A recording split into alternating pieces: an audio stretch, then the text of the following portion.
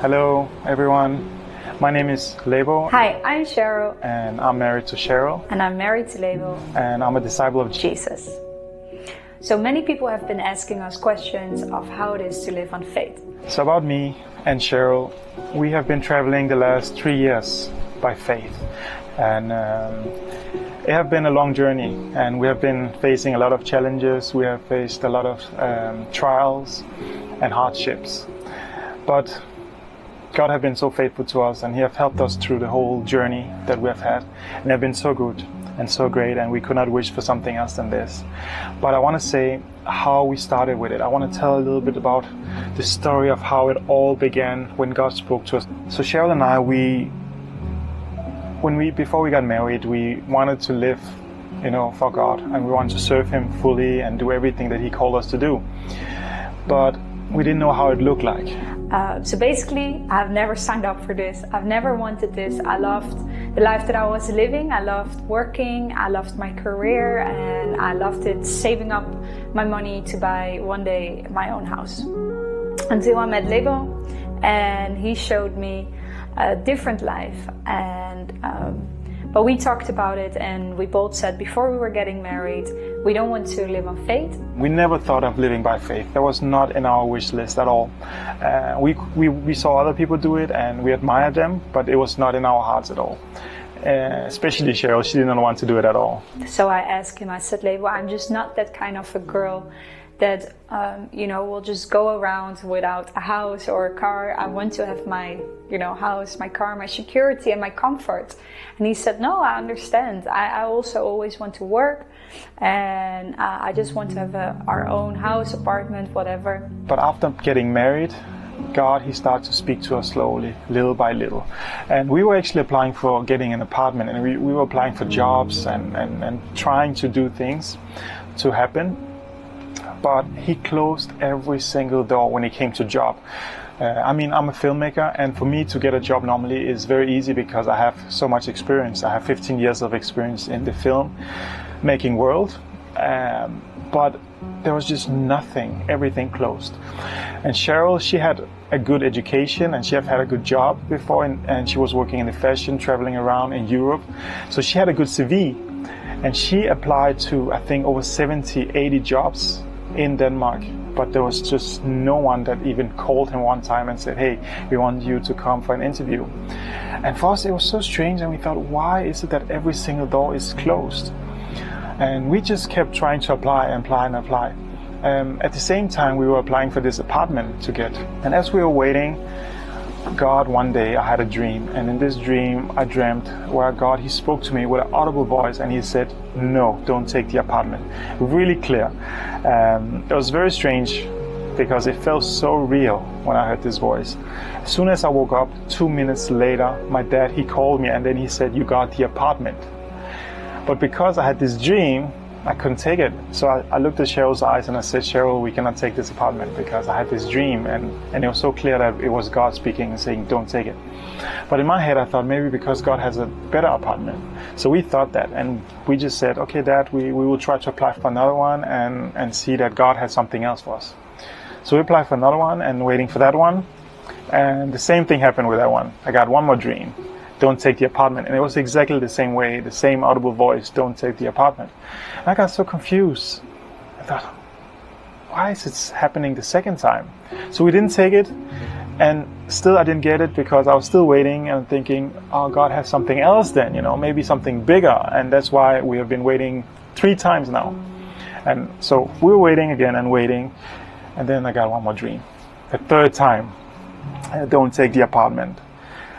And then it just started to become clear. God spoke to us so clear, and we were both out separately on a prayer walk.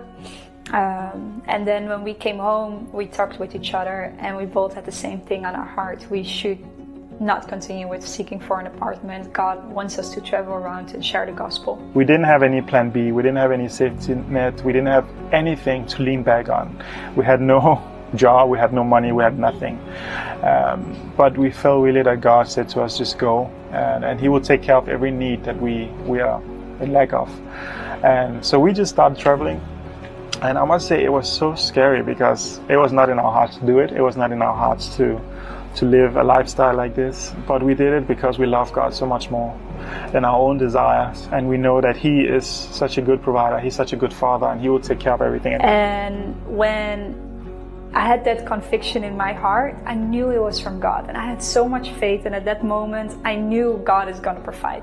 But then along the way it was hard. We had struggles, and I remember one time there was a lady, she was sharing a beautiful testimony of how God was providing for the whole family, and it was amazing.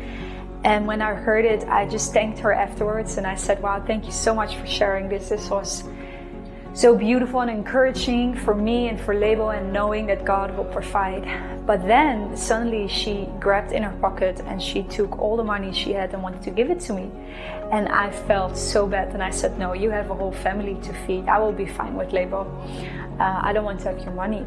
And I did not see it as a blessing from God. So one day God showed to me this whole scene again, because I was praying and I said, God, why every single time have the doors been shut for us? And He said, it's because you have pride, Sheryl. You cannot receive. And when God said it, it's like this, you know, it's not a condemnation, but it's this sweet conviction. But I felt so bad, and I knew it was my mistake, and I prayed and I asked God for forgiveness. And from that moment on, we have received more gifts from people, but it went in such an incredible way. God was so merciful to us, because we really had pride. We just simply couldn't receive.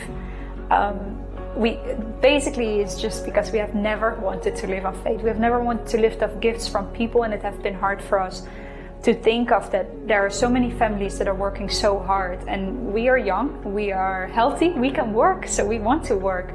That have always been on our hearts. So God was so merciful that He has been giving all these gifts through anonymous people. So sometimes we went to a place and then the person said, hey, by the way, I need to give you some money, and we were like, no, we don't want to receive your money. You know, we still didn't understood and learned to be humble.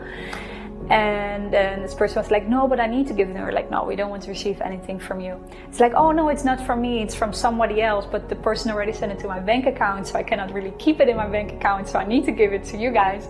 And it was like, you know, we couldn't do anything than just receive it. And God has been doing it a few times until we finally learned to be humble enough to receive. And now maybe you think, oh wow, so you received the whole time, so it's probably easy. Well, it's not. I'm telling you, it's not. And at one point I even thought that I was really have been growing in my faith in this level, and it have also not always been easy to not have our own place. We have been living basically every single time always with people. And as a married couple, is sometimes it can feel that you're missing your own privacy. But it has been a blessing as well to disciple people. But I remember there was one point that it was really hard for me, and I was crying in the night, and I said, God, I don't know if I can live like this. I know you have called us to do this, but I don't know if I can live like this. And I said, but God, it's nothing compared to the struggles that Jesus did towards the cross, so I can do it. And then I remember we were discipling a couple, and my husband said, Sheryl, it's not the time right now to worry. And I said, I just want to have my own place. You know, it went back and forth with me. I don't know, maybe it's because I'm a girl, I don't know. And I just said, I just really want to have my own place. And then he said, Sheryl, it's not the time to worry now. These people, they are expecting from us, you know, a full 100% focus, and they deserve it. And he said, go to God and pray about it. So I went to God. I said, God, I'm so sorry, but I just want to have my own place. I don't want to go back and not have my own place. I just want to, you know, settle down and work, and you know, that's all I want. That's difficult to ask. Last year have been really heavy and one of the hardest for us because of course, the pandemic, the COVID-19, which caused a lot of problems for people like us, Sheryl and I, who travel constantly. It have been such a huge challenge for us to see every single country getting closed down and banned.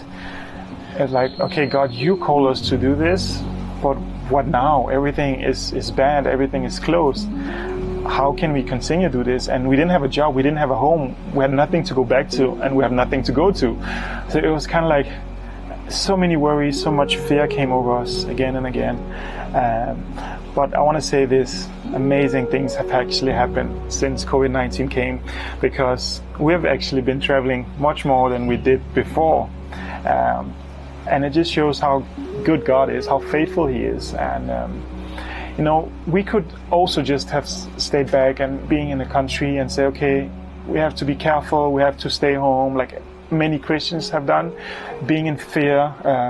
But if you think of Jesus, if Jesus would have been here on earth today, how would He have done it? Would He have just been going back to His house and just closed down the door and just stayed home for the next, I don't know how long time, until the pandemic was gone, and then after that start doing the ministry again? Of course not.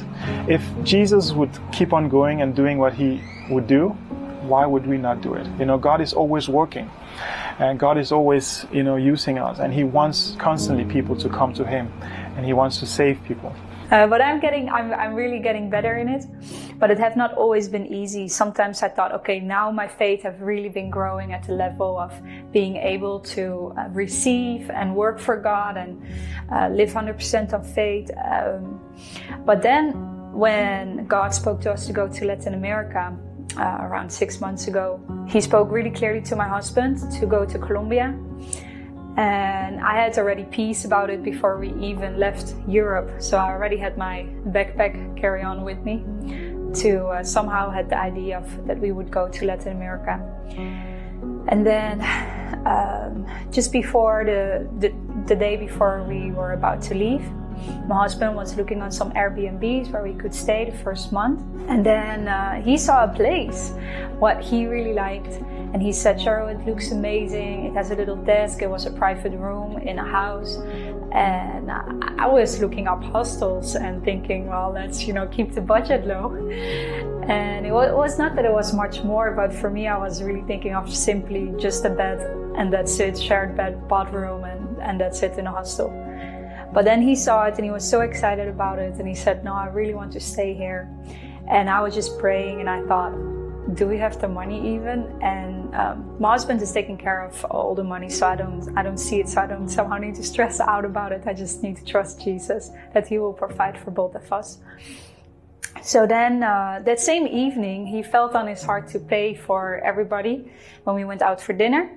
And I thought, oh, okay, so well, that's a sign that we are financially somehow doing good, so I don't need to worry. And just before I wanted to ask my husband, before we went to bed, I wanted to ask him, hey, how are we financially doing? And then he said to me, well, Sheryl, I've not been looking at my bank account for a long time. I just gonna trust God that if He wants us to go to Colombia, He will provide also for us to be able to stay in Colombia. We did not know anyone in Colombia. We didn't have any connection, any network. The worst thing is we could not even speak Spanish. We couldn't speak the language. So that was a huge thing. I mean, you can travel to a Latin American country, but if you do not speak Spanish, how are you going to preach the gospel? How are you going to reach people? How are you going to serve God there? It's pretty much impossible. I really thought that my faith level in this area had really been growing.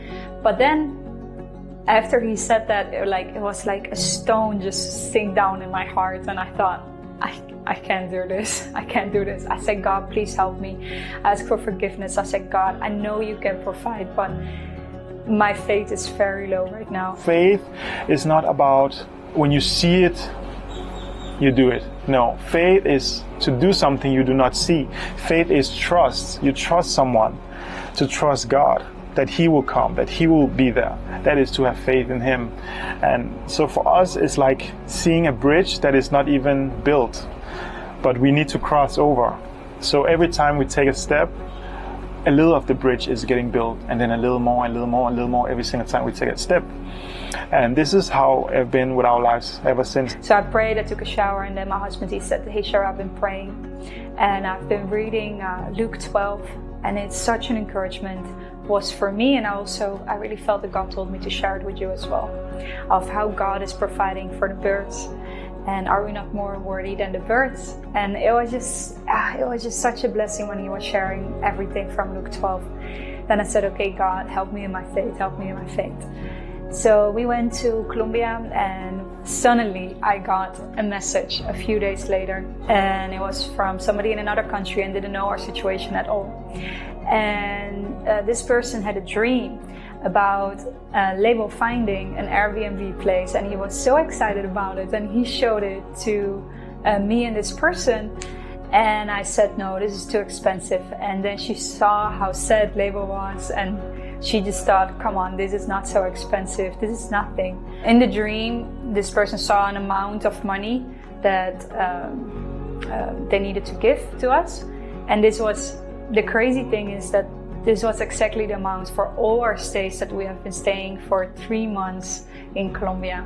So this was for me really special to see, not even to, of course the money was amazing to receive it, but for me to see that God still sees my, my little struggles, my little faith, and He wants to rise it up to a higher faith level. If we really understand of what it is to not worry, it really shows of how our Heavenly Father is. What a good Father, because think about it, if you are a child of a multimillionaire, you would never worry. Well, God has all the gold and silver in the whole world. But why would we still worry? So is it for everyone? Is it for you and everyone who is around you to just quit your job and to live by faith? Yes and no. We are all called to serve God wherever we are. So yes, we're supposed to serve Him. We're supposed to be a missionary wherever we are. To be a missionary doesn't mean you have to travel to China or to Africa to serve God or to be a missionary. But to be a missionary is to be on mission for God. And we are on a mission for God everywhere. In your hometown, in your job, in your school, in your friend circle, in your family circle, you are on mission wherever you are to reach the lost. So that is one thing. You are called to serve God, yes. And yes, we're also all called to live by faith. Not live by faith like many people think, that you have to quit your job and sell your house and travel to India or something and rely on God financially in that way. No, to live by faith is to have faith in Jesus, to have faith in God wherever you are, to have faith that He will carry you through your job, through your day, to help you pay your bill, to pay your rent. This is to have faith in God. If you do not live by faith, then I don't know what you live by. So we're all called to live by faith. So that is one thing as well. But no, I don't believe that everyone is called to quit their job, to sell their house and to travel to Africa or to travel to South America. This is not what God is calling us to do, because if everyone would do that, every Christian would do that, then there will be no one in the job. There will be no one in your country or in your hometown to preach the gospel. You are put in your place for a reason, in your friend circle, in your family circle, in your job, because you are supposed to reach people there. And that is our calling, to be a missionary wherever we are. And there's a lot of people out there who are young, and they maybe see us, Sheryl and I, and they think, oh, they're living such an amazing life, and I have so many problems in my house, I have so many problems with my friends, I want to just travel and to do what they're doing and to experience the world. I want to say this, no. Don't do it. You're not supposed to do that. This is wrong. Because the reason you want to do this is because you want to get rid of your problems. You want to run away from your problems. And you're lazy. I want to say to you, you are supposed to stay where you are. You're supposed to go to school. You're supposed to work. And you're supposed to be faithful in what you are in right now. And not run away from your problems. And you're supposed to learn discipline and let God discipline you. Because God don't like people who are lazy. He don't want you to be lazy. So for you, stay home, serve God where you are. It's also all about the heart. It's all about, are we doing it for us or are we doing it for God? The most important for us is to have the right heart, to say, God, what do you want us to do? We want to follow you wherever you call us to go. And if it is to serve you by swiping floors, clean dishes, this is what we're going to do. As long as it is effective, as long as it is bearing fruit, as long as it is your will, God, we're going to do it.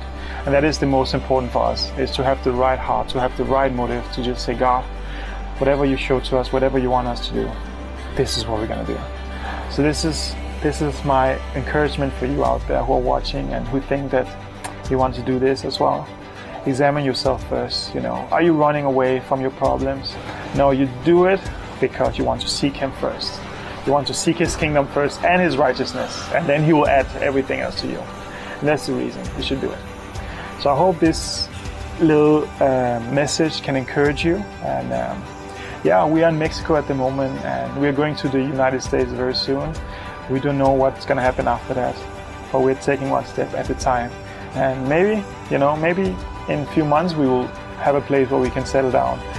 Maybe not. It's up to God. So I really hope this has been an encouragement for all of you, and that has been strengthening your faith. And if you have any questions about it, please let us know. Just send us an email or comment below. God bless you all who are watching, and walk the walk and talk the talk. love you guys. See you on the next one.